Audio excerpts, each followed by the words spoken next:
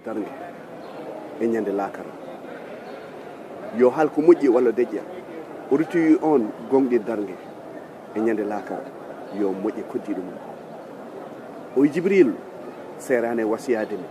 e koddiɗo ha cikkumi koddiɗo jogori ko rande mi bi abi antum ummi sallallahu alayhi wa sallam taala o wi to qur'an qul in kuntum tuhibbuna allah fattabi'uni yuhibbukum allah wa yaghfir lakum dhunubakum wallahu ghafurur rahim so tawi mbiɗa aɗa yiɗi allah allah e hoore mum saɗimo saɗa yiɗi ɗum ya rewi al mustafa sallallahu alayhi wa sallam kanko woni caggalam ɓeɗo gari ko cuurade kanko wi dewal allah ɗannantake sona tati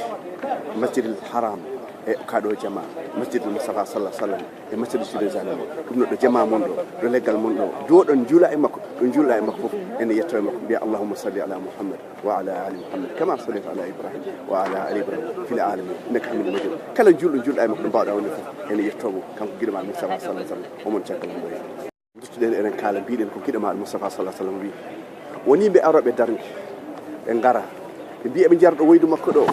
malaikaji ndiwoɓe ɓe mbiɗen dutte on jarata e nduɗon woydu ɓe mbayno gueloɗe majjuɗe ni ene jiiɗi yardude gueloɗe janane woni gon tan sababu ɓe mbayli diina makko ɓe mbi ɓeɗo gona umma ma kanko wi ummati ɓe mbi ɓe gona umma ma holko ɓe mbaɗi ɓe mbayli diina ma oye sohkan bu'dan bi abi antum ummi sallallahu alayhi wa sallam